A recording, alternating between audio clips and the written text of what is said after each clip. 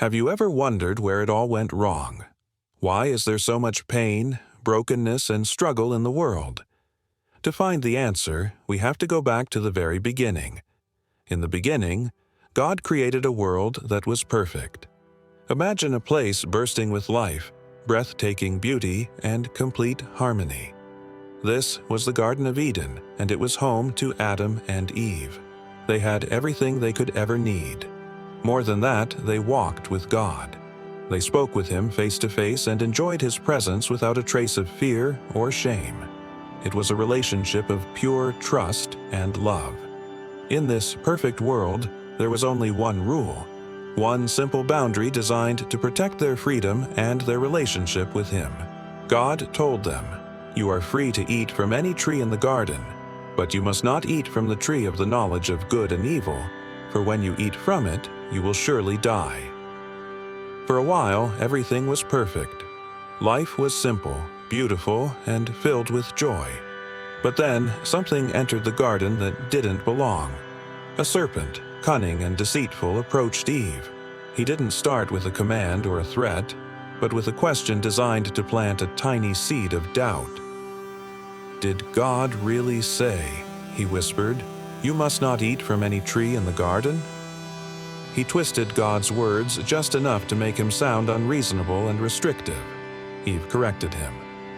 "We may eat fruit from the trees in the garden," she said, "but God did say, 'You must not eat fruit from the tree that is in the middle of the garden, and you must not touch it, or you will die.'"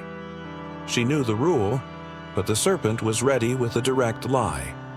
"You will not surely die," he hissed, "for God knows that when you eat from it, your eyes will be opened, and you will be like God, knowing good and evil." Think about that temptation.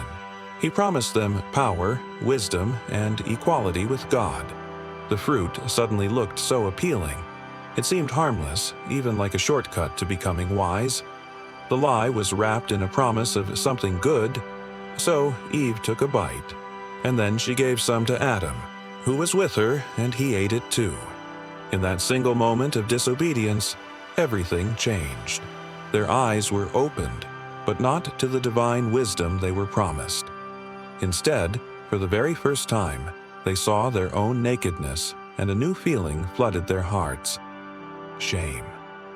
They frantically tried to cover themselves with fig leaves, hiding their bodies from each other and, most tragically, hiding from the very God who had created them and given them life. When they heard the sound of God walking in the garden in the cool of the day, they ran. The God they once walked with in perfect fellowship was now someone to be feared. God called out, "Where are you?" It wasn't that He didn't know their location. It was a question for them, an invitation for them to see for themselves how far they had fallen, how lost they had become. Sin had officially entered the human story, and with it came everything that plagues us today: separation from God, fear, guilt, pain, and eventually, physical death. The perfect harmony was shattered. God pronounced judgment on the serpent, on Eve, and on Adam. The consequences were severe and would ripple through all of creation. But even in judgment, God showed incredible mercy. He saw their pathetic attempt to cover their shame with leaves, and He personally clothed them with garments made from animal skin. This was the first sacrifice, a powerful symbol that even in their sin, He cared for them and would provide a covering for them. And then, in the midst of the curse, God gave a promise. He declared that one day a descendant of Eve would come who would crush the serpent's head. This was the very first glimpse of the gospel, a prophecy pointing toward Jesus, the Savior who would come to restore everything that was lost in that moment of rebellion. The story of the fall is our story. It reminds us how easily we can be tempted to doubt God's goodness and His word. Temptation rarely looks evil on the surface. It often presents itself as something reasonable, beneficial, or even wise. But whenever we choose our own way over God's way, we always lose something precious.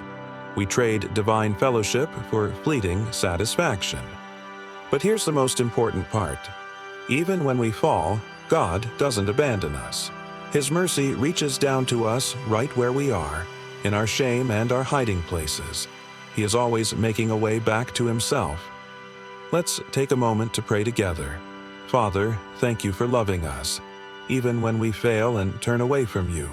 Please help us to recognize temptation for what it truly is, a lie that promises fulfillment but only leads to emptiness. Give us the strength to trust You and obey Your word, even when we don't understand. And when we do fall short, Lord, thank You for not leaving us there. Remind us that Your mercy never ends and that Jesus came to restore what sin broke in our lives. Thank You for the incredible gift of forgiveness and grace. We pray all this in the powerful name of Jesus. Amen. Thank you so much for watching. If this story resonated with you, please consider liking this video and subscribing to the channel for more content that explores faith and the heart of God. We'll see you next time.